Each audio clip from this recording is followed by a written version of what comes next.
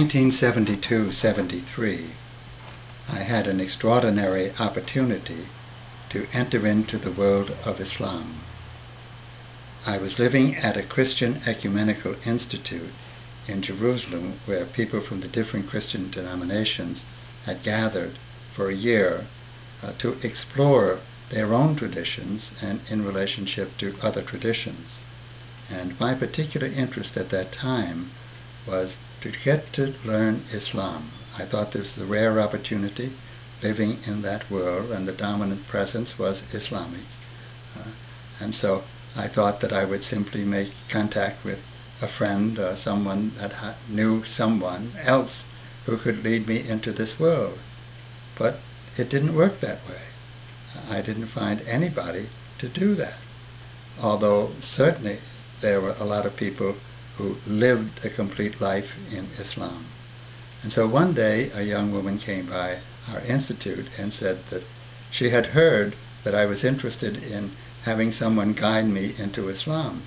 And she knew just that person. And she suggested that since I had a car there, I might drive her to a little village outside of Hebron, which is a very Muslim area, and that she would pick up a young girl and take this young girl to a hospital in Jerusalem. And she would introduce me to Abdul Jalil Dardas, who then became for me a guide into the world of Islam. And for about 9 months I was able to visit any Islamic center in the whole of Israel, or any mosque in the whole of Israel, under his guidance. Now Friday is the holy day of Muslims, and so the first time that we planned this, we went to the great mosque in Bethlehem. It's a huge mosque, right on the edge of the Judean desert, looking out into the desert. A magnificent location. And Abdul Jalil introduced me to the Sheikh as a Christian who wanted to learn more about Islam. And so the Sheikhs always said, "Welcome, welcome." They were so hospitable. It was just remarkable. And so the first day I entered with Abdul Jalil, and the Muslims were gathering in their lines as they do for their prayers, the main prayers of the day. And so I went through that process with them bowing, etc. And this went on for an hour. And this Sheikh was just incredible, the blind Sheikh who was leading them. Very, very dynamic. And so the power of their prayer was just overwhelming. And at a certain point, I felt that my own consciousness went out of my head and into theirs, and I entered into the spiritual world of Islam. A beautiful, incredible, powerful, marvelous world. And that opened up the whole of their culture to me.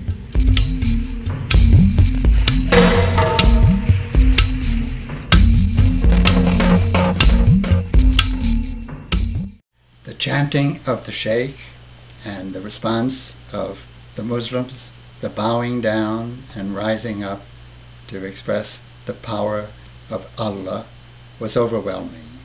And I felt at that moment that my consciousness went out of my head and into their consciousness of the wonderful, glorious power of Allah, the all-powerful, the all-magnificent. It's a very special experience that it's hard for Christians to share, because the emphasis in Christianity is on the incarnation, or the entrance of the divinity into the world. It's just the opposite in the world of Islam.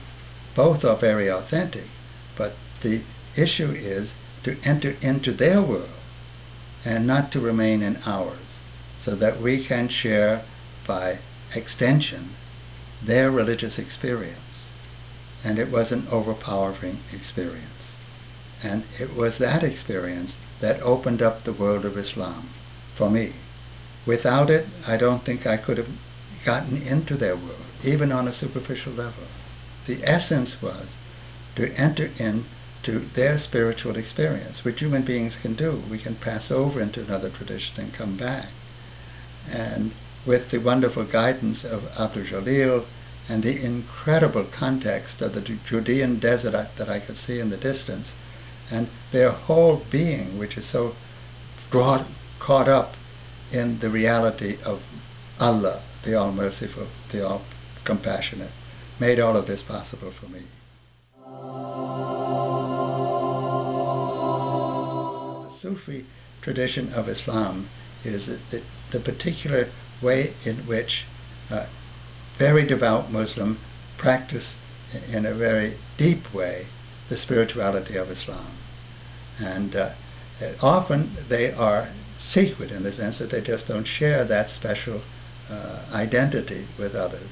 And then Abdul Jalil said that the Sheikh has invited us to meet his Sheikh tonight at a mosque in Hebron. And so I drove down the streets of Hebron, and it's the third oldest city in the world, and I was in another universe going down these streets. And finally we got to the place where the Sheikh was gathering his his followers, and it was quite an experience to meet this Sheikh, who was said to be 130 years old, and he was blind. Many sheikhs in the Middle East, many people in the Middle East are blind, and it's hard to account for. But this sheikh looked like an angel. He looked so ethereal. And he had quite a following of adults and also some young girls. And they were there to pray with him and to have him share his wisdom with them.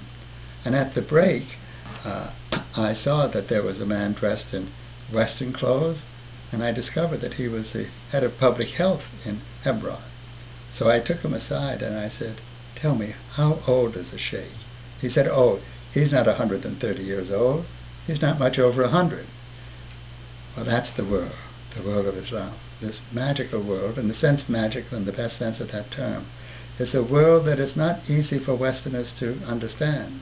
I think it's sometimes easier for Westerners to understand a tradition that's farther removed from their own than one that is next door, as Islam is to us.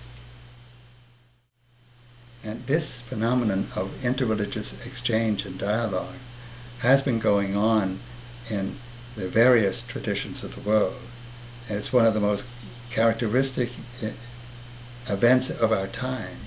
And it's good for the general public to know this, that on the level of the spiritual universe, especially in the time when there's so much negativity towards Islam, that it's very important to understand that we have a much greater task at hand than bickering, allowing our prejudices to run riot.